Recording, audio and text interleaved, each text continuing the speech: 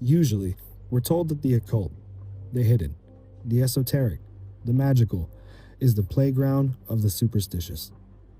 We think of it as something people turn to when they don't understand science. But history tells a different story. If you look at the bookshelves of the most brilliant minds to ever walk this earth, you won't just find calculus and biology. You'll find grimoires. You'll find alchemy. You'll find the tarot. Sir Isaac Newton, the father of modern physics, spent more time writing about alchemy and biblical prophecy than he did about gravity. Carl Jung, the man who mapped the modern mind, was obsessed with Gnosticism and the I Ching. Jack Parsons, the rocket scientist who helped us get to the moon, was a dedicated practitioner of Thelema. Why? Why does a high-level, problem-solving mind, the kind that thrives on logic, suddenly take a hard left turn into the irrational? Well, let's talk about that tonight. Let's talk about the allure of the shadow and why some smart people become obsessed with the occult.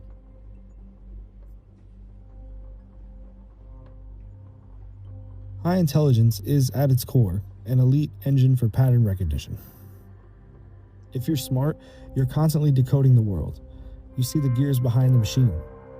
But for some, the standard explanations, the ones we get in textbooks, feel incomplete. There's a specific kind of itch that comes when you've solved all the visible puzzles. You start looking for a hidden variable. The word occult literally just means hidden. To a mind equipped for complex problem solving, the idea of hidden knowledge is the ultimate challenge. If the universe is a code, the occult is the back door. Think of Newton. He wasn't looking for magic because he was crazy. He was looking for the underlying laws of the universe, and he didn't think those laws stopped at physics. He thought there was a divine encrypted language to reality. And when you're as smart as him, everything is a cipher. Occultism is just the deepest cipher there is. Then, there's the weight of being civilized. When you're highly intelligent, you're often funneled into certain societal roles. You're the rational one, the responsible one. You exist within a rigid hierarchy of academic and moral expectation. It can feel like a cage. Occultism, on the other hand, is inherently transgressive. It's dark. It's taboo. It has a reputation. There is a profound cathartic belief in stepping outside of polite society's morals. Aleister Crowley, the great beast himself, was incredibly cultured and a brilliant man, but delighted a little too much in transgression. For someone like Jack Parsons, practicing sex magic rituals in a mansion in Pasadena wasn't just about ritual. It was a middle finger to the stifling, McCarthy-era conformity of the 1940s. When you feel constrained by a society that feels lesser than your own intellect, taboo becomes a form of liberation.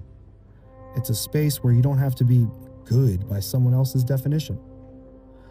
On the flip side, though, you could see there's a healthy dose of narcissism and elitism with that kind of psychology, which explains a lot of the darker stuff that happens here, but I digress. Let's get a bit more cynical for a second. Smart people like levers. They like knowing how things work so they can make them work better. Occultism, especially high magic, is often framed as psychological technology.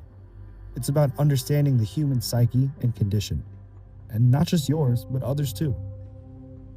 Carl Jung is the bridge here. He looked at astrology and alchemy not as literal magic, but as a map of the collective unconscious.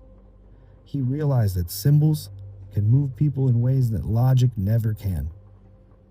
If you understand the symbols, the archetypes, and the hidden rhythms of human nature, you can manipulate reality. Not by waving a wand, but by understanding the API of the human mind. For the ambitious intellectual, the occult is a masterclass in influence.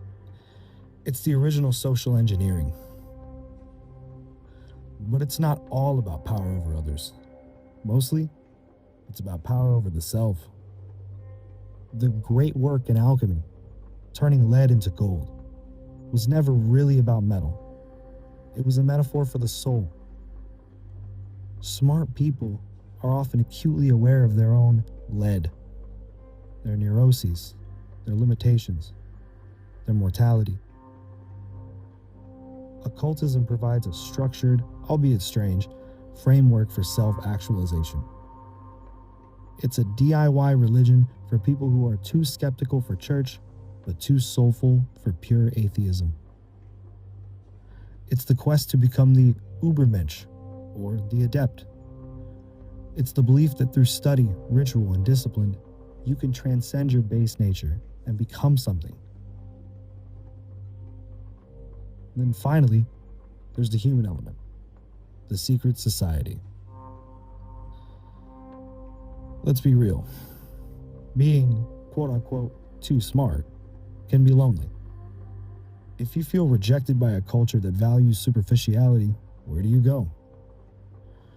Well, you go where the other outcasts are.